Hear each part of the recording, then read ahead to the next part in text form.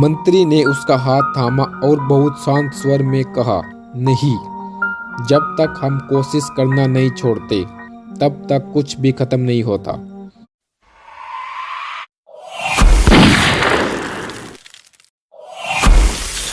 प्राचीन काल की बात है। दो शक्तिशाली राज्यों के बीच लंबे समय से तनाव चल रहा था। अंततः वह तनाव एक दिन भीषण युद्ध में बदल गया। युद्ध कई दिनों तक चला।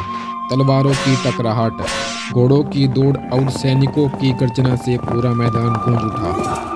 अंत में एक राजा विजयी हुआ और दूसरे राजा को पराजय का सामना करना पड़ा। विजयी राजा ने हार चुके राज्य के किले को चारों ओर से घेर लिया।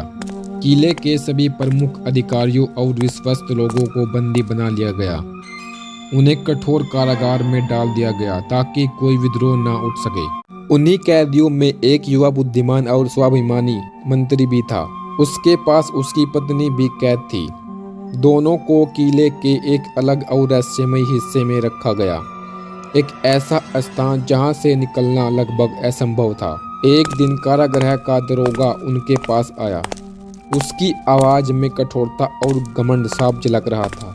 वह बोला, देखो, तुम लोग अभी भी बच सकते हो। हमारे राजा की सेवा स्वीकार कर लो, तुम्हें सम्मान और जीवन दोनों मिलेगा।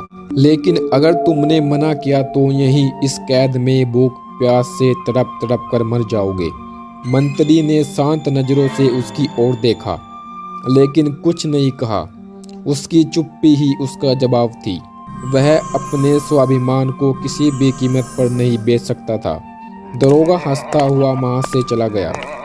दिन बीतते गए। कैद का वातावरण भारी और डरावना लगने लगा था। ना खाने की सही व्यवस्था, ना बाहर की कोई खबर। मंत्री की पत्नी धीरे धीरे कमजोर होती जा रही थी। उसका मन डर और निराशा से भर गया था। एक दिन वह टूटकर बोली, अब सब खत्म हो गया है। मंत्री ने उसकी बातों पर ध्यान नहीं दिया। उसके चेहरे पर थकान थी, लेकिन आंखों में उम्मीद अब भी जिंदा थी।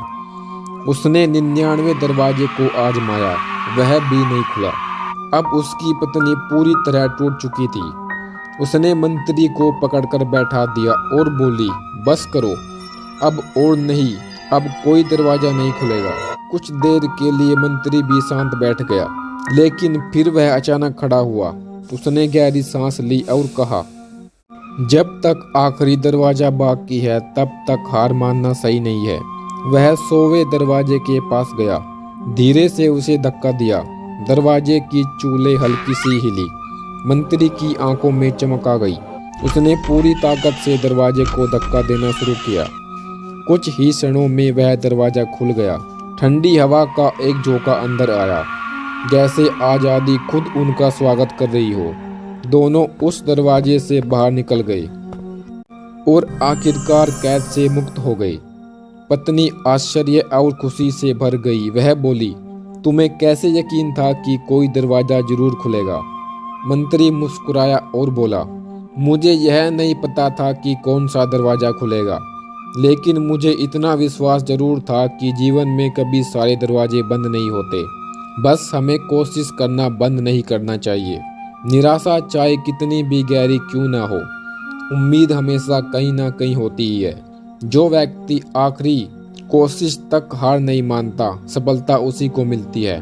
हर समस्या का समाधान होता है, बस हमें तलाश जारी रखनी होती है।